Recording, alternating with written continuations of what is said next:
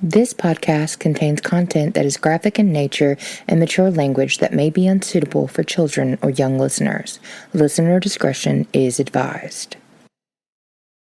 A detective from LaSalle Parish Sheriff's Office started investigating a missing persons case by making a cold call to a home where the missing persons had last been seen before they disappeared. When he arrived at the location and began talking to one of the people that had been present the night they went missing, he noticed the more they talked, the more the baseball cap on this man's head started to shake up and down. And when the investigator saw this, he knew he was onto something. Journey with us through this case that is murkier than pond water on this episode of Sin Law.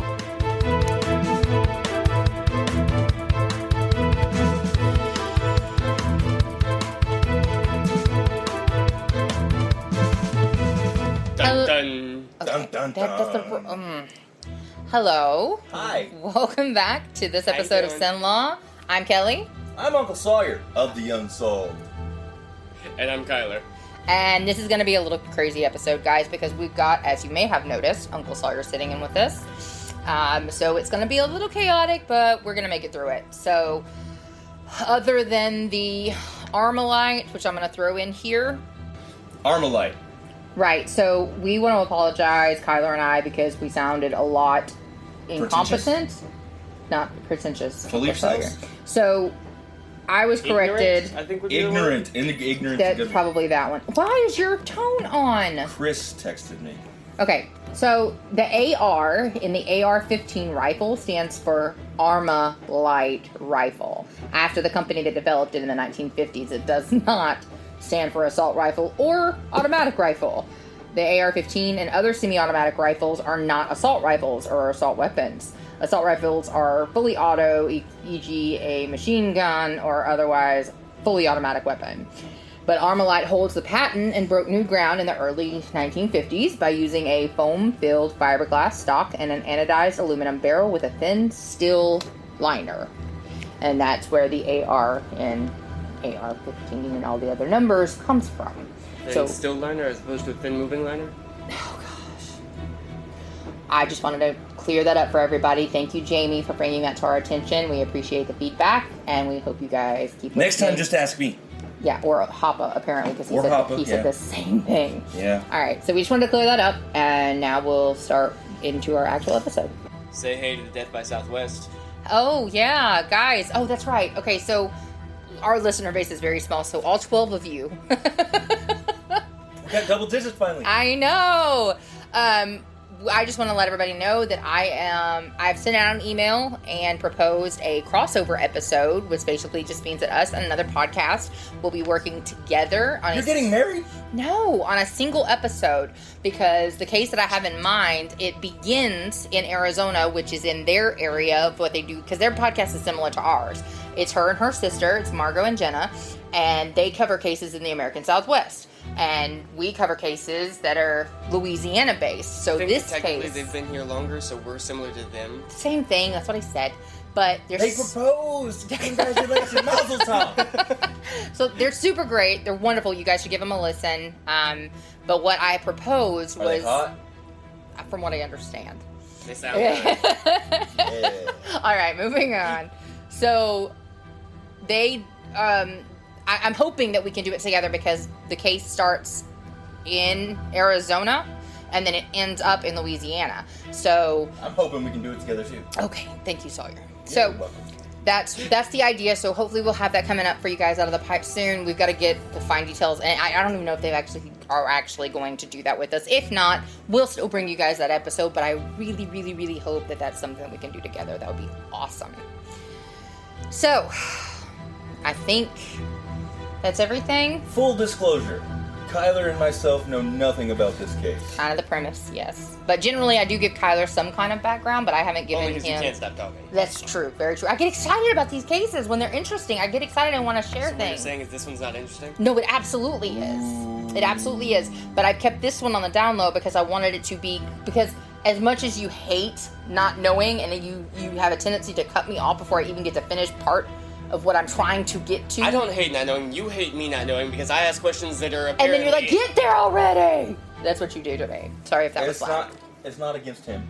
Not everybody can be as naturally inquisitive as I am. Right. So we're going to go ahead and get started because it's already getting hot in this house because it's still freaking hot. Irrelevant. Okay, so Pause. Irrelevant. So this story doesn't take us too far back. We're going to August 24th of 2016, and we are near, I think it's Tulsa? No, it's Tulsa. No, No, that's in Oklahoma. Louisiana. Tulsa. Anyway, it's in LaSalle Parish, which includes... Okay. In LaSalle Parish, which includes Gina, and Tulsa is a little northwest of Gina. So, Wait, that's the cat from Toulouse. Yeah. Toulouse from Aristocats. Aristocats, there we go. So this Sunday night, so April 24th was a Sunday, the group of friends were celebrating a birthday by having a shrimp boil at Mr. Thomas Aubrey's house. It wasn't a big party, just a small group consisting of 3 couples, from what I could gather. It was it included Damon Garner, he was a 26-year-old black male, and Chelsea Coupling. Either way, Chelsea, she was a 19-year-old white female, and normally I wouldn't. She was ready for coupling. Normally I wouldn't deem it necessary to give the racial profiles, but it does become important later in the story. So. Oh, so it's because he's black. Maybe. Damon went by D, and they were together, him and Chelsea. And according to their Facebook, they were married, but I couldn't find any actual marriage license. But that could just be because it wasn't electronically filed in Texas, so I'm not sure. They were there with 26-year-old Joshua Sant and his fiancée, Kate. Were they white? Yes. And Thomas Aubrey and his wife. I could not find her name anywhere. So it was Dee and Chelsea, Joshua and Kate, and Thomas and his wife. And they were at Thomas's house. Which shall now be referred to as female A. Yeah, okay. So they were celebrating Chelsea's birthday. So The white girl. The white girl with D. And they were having a shrimp boil, like I said. And they had both just moved to Tulsa from Hawkins, which is in East Texas. They had not even been in Louisiana for a week.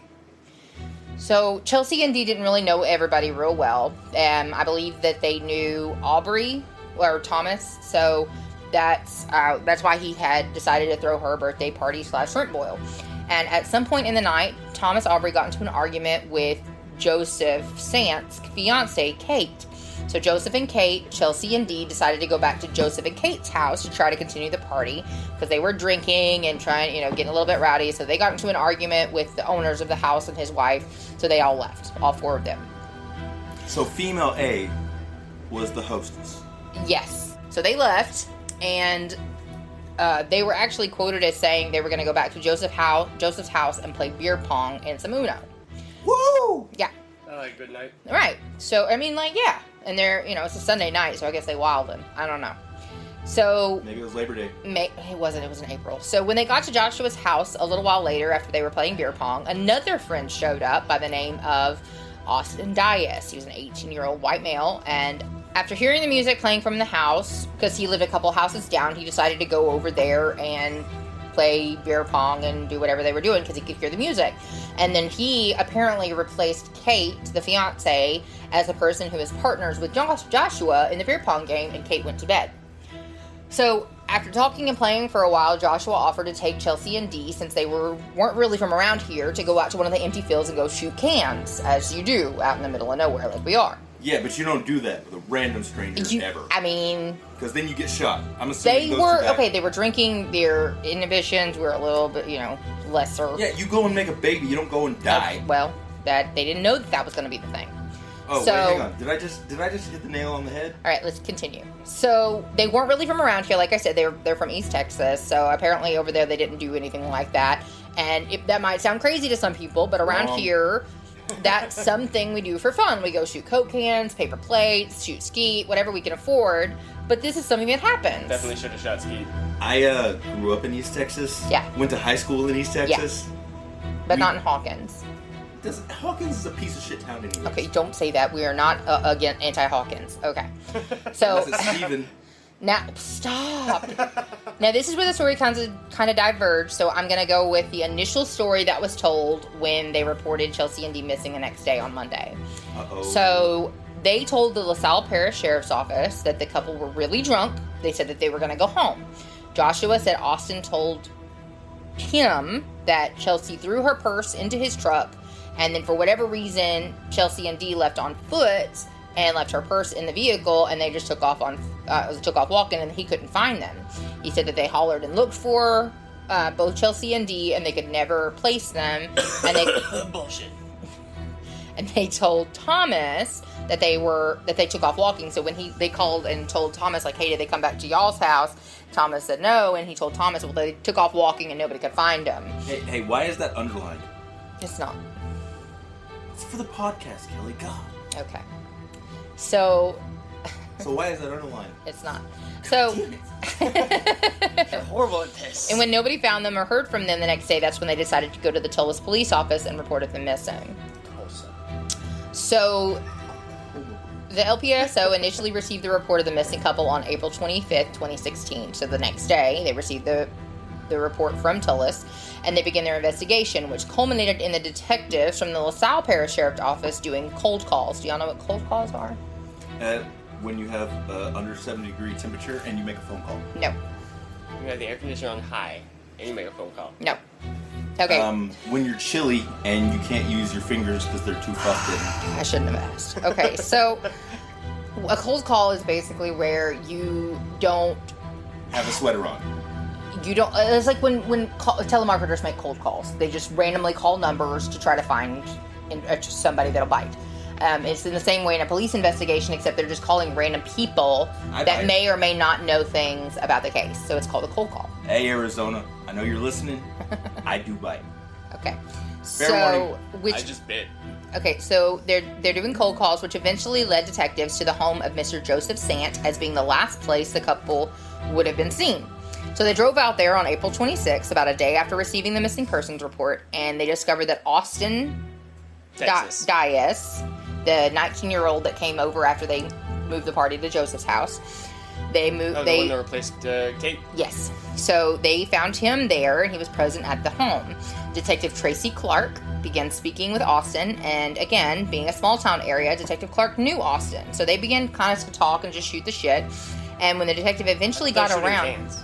No, that was the night that they went missing. Wait, this isn't the unsolved one, is it? No. Oh. Okay. Well, I'm kind of useless here. But you sound nice. Yes, you sound nice. I wish. So they began to shoot the shit, and the detective eventually got back to why he was actually there. And when he mentioned Chelsea and Dee's names, the baseball cap that was on Austin's head began to... Had blood. No, it started to bob like up and down because he got super nervous. Super nervous. I think he did it. So at that point, Detective Clark, he knew he was obviously onto something, and so every second that went by, he was like, okay, something's going on here. This is just still a missing persons investigation at this point, but he felt like there was something more, and that was just his gut instinct. I'm going to say Austin in the field with the gun. Okay, we'll see. It was the butler in the closet with a candlestick. We're not talking about your fucking 5th birthday, okay? So after discussing things a bit more, trying to get some information, the statement they got was, they took off on foot. I don't know anything else. We haven't seen them since they left, which was what Austin was telling them. So basically the same as the initial statement that they later got from Joshua Sant the same day. So they pulled in Austin, he talked to Austin at the trailer, or at the house, and then they talked to Joshua Sant later that same day, whose house that he had showed up at, right? So now, the two appeals that I went through, they have conflicting dates. One says that Joshua had a recorded interview on April 26th, but Austin says that he told them crucial information on the 27th, in which he referenced the confession that Joshua apparently gave on the 26th. So I'm just going to go with Austin's dates because that's where things start to build steam, and his account had to have come first, as you'll see why shortly. So the detective brought Austin to be interviewed, and according to the court documents, around 10:20 a.m. on April 27th, where he initially denied knowing anything or having any involvement with the couple's disappearance, but soon his story starts to shift. He next claimed that he blacked out drunk, didn't recall what happened, but then later came out with, quote, "I think I shot the black boy," unquote. So he denied knowing where the shooting occurred, but eventually he led law enforcement to the location where the victims' bodies were found. He then proceeded to tell multiple versions, but his final and what he said was the true version went something like this. Austin stated that Joshua said someone had brought up in conversation about Dee having a criminal history, and they sort of started, or well, not Dee specifically, but somebody like having a criminal history. So they started talking about their backgrounds, like what have you done? What have you done?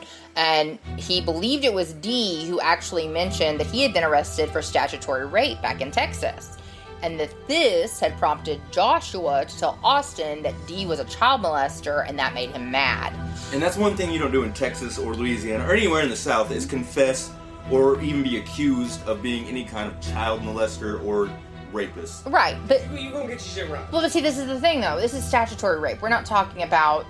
This is the same case as like somebody is 18, the daughter is 16. The daughter's dad gets mad and But then do you accuses know the that? 18. I don't know yet. Nobody does because I'm not that part of the story. So let's continue.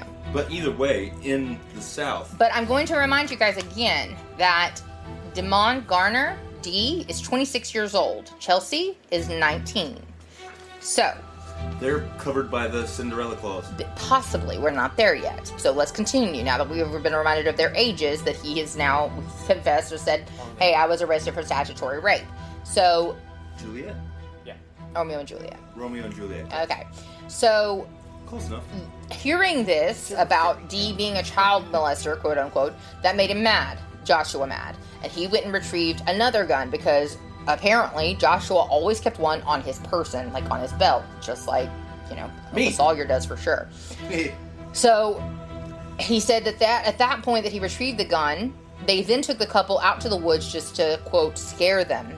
And things got out of hand. Austin stated that he ended up shooting Dee in the head 3 times to make sure he was dead, because after he shot him the first time, he still heard gurgling noises, and that Joshua had pulled his gun and then proceeded to shoot Chelsea.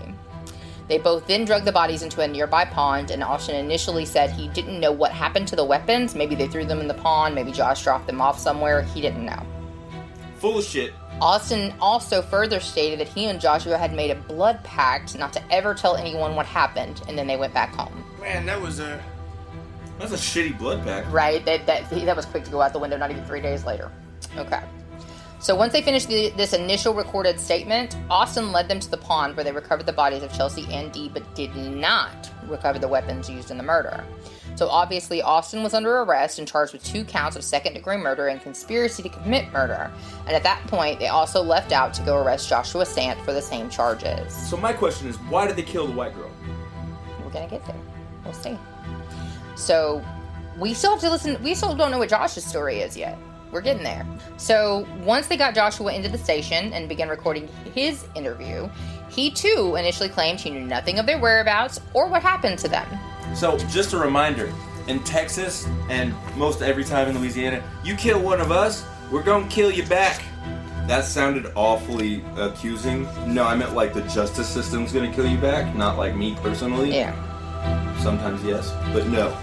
So Josh said basically the same thing that Austin started with. He didn't know what happened to them after they left the house that night, but the detectives immediately called him on it and basically said, when we put the handcuffs on you, it's because we knew they were dead. You want to try that again? So Joshua then changed his story to the following, which placed almost in the entirety of the blame on Austin Dyess. And Sawyer, do you want to read this? Sure, why not? Okay, quote. Okay, we rode down to the pond about 10:30, 11, and we got out and we was looking around. Is that a hiccup? That's basically saying that that's what he said because it's an improper grammar. Okay. Gotcha. So, looking around because they hadn't been to no pond or anything around here. Him and Austin got into an argument, and the next thing I know, he used my .44 that was laying in the seat and shot both of them, and it scared me. It really scared me, and I don't want to lose my family over this, and that's why I try to be quiet, because I don't know what's going on, and I don't know what he is capable of, and I'm telling you the truth. End quote. Okay, And so almost anytime somebody says, and I'm telling you the truth, they're not. They aren't. and then not long after that, the defendant, well, Josh, he tells Detective Clark another version. Yeah, I don't know why. Because your ass is loud. He subsequently says, I didn't kill them. I didn't kill nobody. You can put me on a lie detector test. And he said that, and then he wants to tell him about the guns. He said he kept a 44, a 22 Taurus, a 12-gauge shotgun in the truck at all times. But he said that the 12-gauge was currently in the vehicle.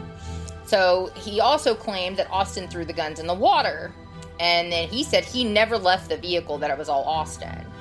And so he said, the following version is what he said that happened between Austin and the couple. He said, I know he had one gun in his hand, and I know that for a fact. And then they started arguing, and I heard 2 shots. Then I heard 3. And I told him, I said, let's get out of here, please. And I went to the house, and I called Thomas, the owner of the house they had originally started the party at. Which was where female A got into the altercation with... But that would have been after the fact that they called Thomas after they'd already shot them. This was way after they left. Exactly. So... he told the detective that after Austin killed the couple, he threw their bodies in the pond on his own, then he came back to the truck, and then they left. So after some discussion, again, because it wasn't matching up with what Detective Clark already knew, Joshua gave another version. Do you want to read this one? Sure. This one here. Begin quote. Well, I want to tell you the truth 100%. I always have my 22 in my pocket at all times, and I guess he got that 44 out of my truck for some stupid reason, I don't know. We went over there, and we was looking around him, and that boy got in an argument, and that boy had actually started trying to take the pistol away from Austin, and all I seen was Austin getting shot by somebody that he doesn't know, and I shot him. End quote. Okay. And by shot him, he means D. D, that's right. So Joshua said that Austin threw the 44 into the pond where the bodies were. And when asked about the second gun, he said he didn't remember that there were 2 guns, apparently. But then he said the thing about having all the pistols and the shotgun in the truck. And then he came up with this whole other story. But then after he told them that Austin threw everything in the pond, including the bodies and the weapons, he admitted finally that he had given all of the weapons to his father. At which point the detectives called the father, and the father did bring the 2 pistols into the station. Eventually his story morphed into the final version. So how many do we have now? That's 3 that I counted. 3, 2 at least that you read. Another part was that he stayed in the truck the whole time.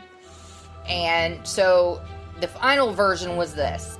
Austin and Dee got into an argument, and when Austin pulled the gun, Dee tried to grab it, and Austin shot him, at which point Chelsea started screaming and yelling and running towards them. So Joshua shot her, stating, quote, I fucked up. I killed her, and I regret it every day, unquote. So she just got killed and shut her up.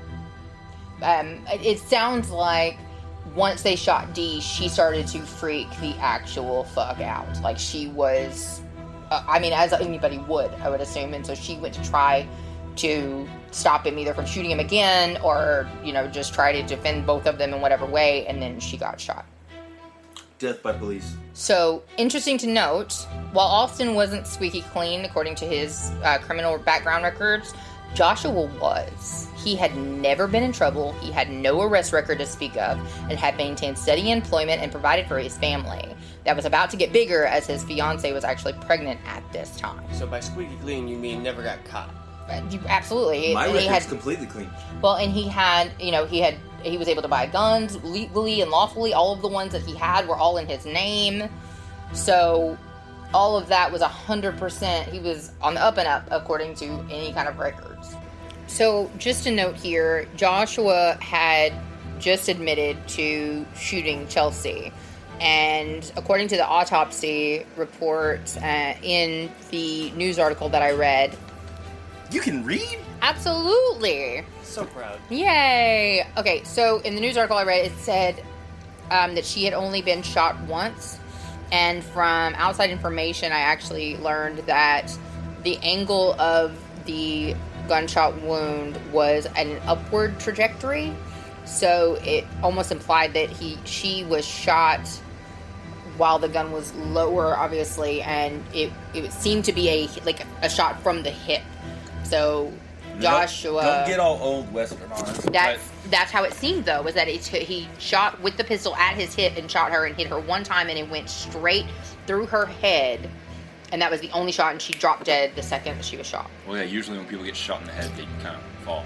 Right. Anyway, it was... But now, remember, old boy said he always kept a gun on his hip. Yeah. So, after his confession, Joshua Sant was booked into jail on April 29th, 2016, and it was at this point during the booking that he finally admitted to where the guns were. So, they were recorded. Obviously, they have cameras and stuff inside the jail. At his dad's house. They were at his dad's house. But that was recorded by the CCTV cameras that were inside the jail while he was getting booked. So, they recovered and brought those guns to law enforcement, and that was by Joshua's parents. Austin Dyess, he had already been arrested and booked. Lives. And he was tried first in September of 2017, so over a year and a half, or about a year and a half later. He was tried for 1 count of second-degree murder and 1 count of conspiracy. So basically what they did was they charged each one for each murder, but then also a conspiracy to commit the other murder. Okay? So Austin was tried for the murder of Damon Garner, and Sant was later tried for the murder of Chelsea Copeland. And both were charged with conspiracy for the opposite. So, based mostly on the recorded interviews of the defendant, Austin W. Dyess was unanimously found guilty of both charges and sentenced to life plus 30 years for the conspiracy, but they were to run concurrent. So that just means that He's never getting out of jail. He's never getting out of jail. So, Austin filed an appeal for, quote, errors patent, which defined it as follows. An error patent is one that is discoverable by a mere inspection of the pleadings and proceedings and without inspection of the evidence. So, there was just something wrong in the proceedings. His sole assignment of error, he contended that the trial court erred in allowing the admission of Joshua Sant being recorded during the booking part that he had given the murder weapons to his father, claiming it to be hearsay.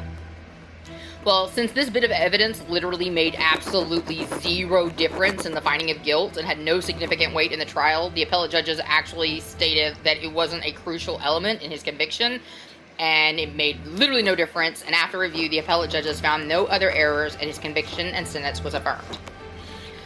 Now on to Joshua Sant. His trial began almost 2 years to the day after the murders on April 23rd, 2018. So, interestingly, Josh Sant notably had no criminal history, like we said. Both of these parties accused each other of doing the murders. Mostly. Each one said the other one did it. Well, Austin didn't really say that Josh only did it. He admitted to his part that he was culpable for what he did. But he said that Josh had killed Chelsea. Whichever white girl name. So, he didn't really say, oh, no, it wasn't me, I didn't do it, it was all Josh. He never said that. He just said that he didn't do both. However, Joshua initially, he said that he didn't have anything to do with it. It was all Austin's idea. He stayed in the truck, but then eventually he admitted to killing Chelsea. So, and that was all on recorded statements. Now, when Joshua went to trial, he actually got on the stand and testified. As we've seen in other cases that we've covered on this podcast, that never ends well. That never goes the way they want it to. So, I mean, even though Austin, he got on the stand in his trial too, but it really didn't make a difference one way or the other. Unfortunately for Josh, they admitted his recorded statements. So his trial lasted 3 days, and at the end of his trial, he was also found guilty of both charges and received mandatory life plus 30 years, but his were to run consecutive. So, this is just a quick quote from the trial court. They stated, quote, "This case was one of the most disturbing cases that it has ever presided over," unquote. And that Joshua never gave the victims the decency of owning up to his actions. And the court believed that Joshua had actually orchestrated the entire evening's events, and as a special addendum, he got an additional 30 days because when he was sentenced, he told the trial court, quote, "Y'all can go get fucked for all I care, man," unquote. So he did file for a reconsideration of sentence, but this was denied, and later in his appeal, his conviction and sentencing was also upheld. Why are you pointing at me? Because that's something you would say. Y'all can go get fucked for all I care, man. Yes, but still, I wouldn't be on trial for murder. Nah, well, Fair. yeah, I guess not. So he argued in his appeal that there was nothing to prove he shot the victims other than Austin's statements, and he even testified that he didn't do it. So he basically argued an insufficiency of evidence, which the appellate judges obviously found lacking in merit. Yeah, the recordings have him Yes. Admitting Yes. to the murder. Yes. Like, Yes, he said, I shot her and I feel bad and I think about it every single day. Yeah. Yeah. Yeah. Yeah. Here, let me just. So- I ate all your cookies, but I didn't eat all your cookies, dude. I Right, swear. right. And the worst thing that you can do, and this is just my opinion, and I'm not trying to give Ate all anybody my advice, cookies? again. So, We had cookies? the worst thing you can do is change your fucking story, because no matter what happens after that point, you're either a liar or you're a liar, because you've changed your story from one to the other. So it's never going to work out in your favor. the best thing you can do is to just Ask for a shut lawyer. the fuck up. So, Stop talking. I've he... said that many a time. The only other argument he had was that his sentences being run consecutively is excessive because the crimes he convicted were that he was convicted of were in fact one and the same crimes, not separate instances. So this is actually a relatively smart argument and holds some water. You know, does the defense's case hold water? No, it doesn't. The defense is wrong. The defense is wrong. So, and I even put, look, insert Vinny quote here. That was a quote from one of my favorite movies, one of my sister's favorite movies, All time. all-time favorite movies. I have it on my Apple TV. If you guys put it in our comments, I'll give you $5. Yeah, what comments though? They have to send me an email. I ain't got no comments. All right, send her an email. However, All right. Put it in $5. the show notes. And include your... No, I'll put it... What? it was my cousin Vinny. Now everybody gets $5. I ain't Now got nobody $5. gets All paid. right, I so... ain't got $5. Anyway, so... That's why This we do is... this broke-ass podcast. So... This is a little bit of a decent argument anyway, because he wasn't... Okay, so he wasn't contesting his mandatory life sentence. So basically, it sounds good, but at the same time, it doesn't really make any sense because there's no practical difference between running them consecutively and concurrently because it amounts to the exact same thing. You're never getting out of jail. So, for all the reasons stated above, Joshua D. Sant's convictions and sentencing was upheld by the appellate court. Joshua and Austin are both still incarcerated at the time of this recording. Austin, who is 18 at the time of the murders, is now 25 and is incarcerated at Angola State Penitentiary.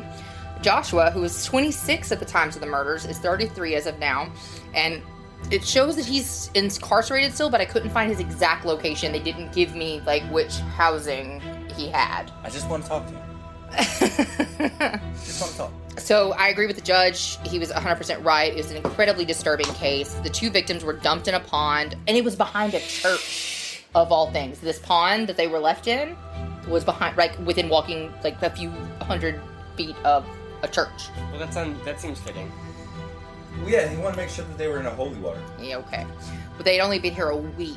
They They were had full of tried, holes. they moved from Texas to try to start a better life for themselves, and it was all stuffed out because of some conceived slight that was taken way too far. So, did we ever get any evidence And that- or any kind of story on Now- the background of said accused? Yes, from what I could find and from what I was told by people close to the case itself, the statutory rape charge was exactly what I said. They So were... you did know already. Yes, but we didn't know in the story yet. So, So he had his girlfriend, which was younger than him, Yes. and their parents got mad. their parents got mad because they were interracial couple, and the parents decided to file statutory rape charges against Dee to try to break them apart and to try to keep him away from her, and that was another reason why they left Texas. Which never ends well, by Right. the way. Especially in Texas. So, I mean, it was all absolutely wild, especially, like, they didn't know these people. There was no reason for any of this violence to have happened. Austin was barely in the picture for, like, an hour when they decided they were going to go take him off in the woods and kill him.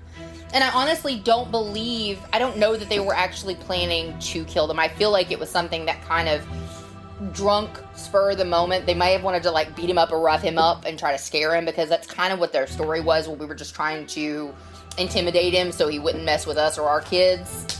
And and unfortunately, It devolved. yeah, it devolved so much to the point where now Chelsea actually had a daughter.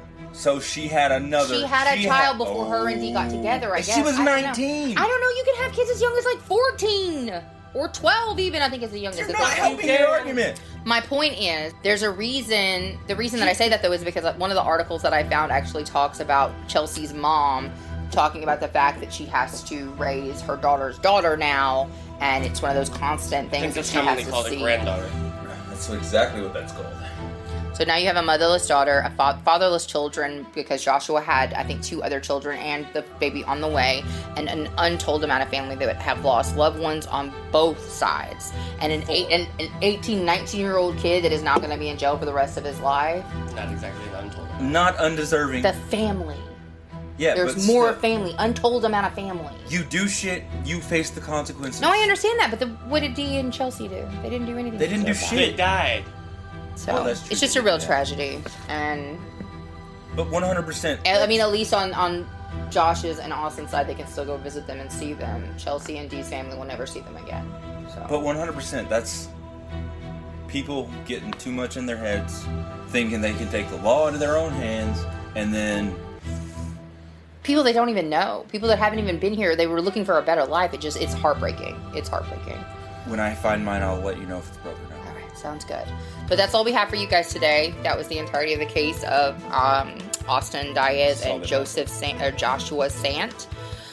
And thank you for waiting through this. I know it was really hard for me, so it had to have been hell for y'all. So Except I appreciate you love it. I appreciate You love you. it.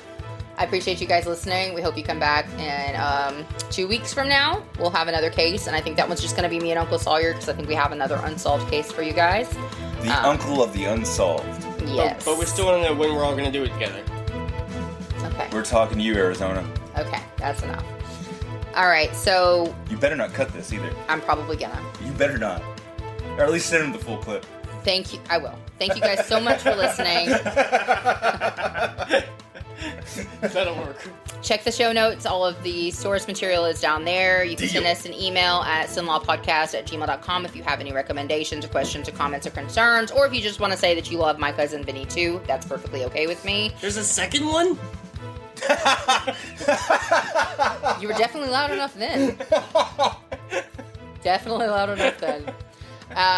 If you guys like the show, please leave us a rating and review. That really helps the show out. And if you feel like you want to give us a little bit of support, and you can do that from the website, or you can click on support the show in the show notes.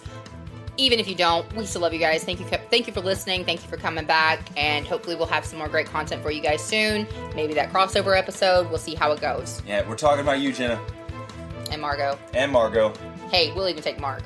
Hey, Mark, you sound pretty too. It's okay. Doses. See you next week. Take care out there. This has been an Elf Audio production.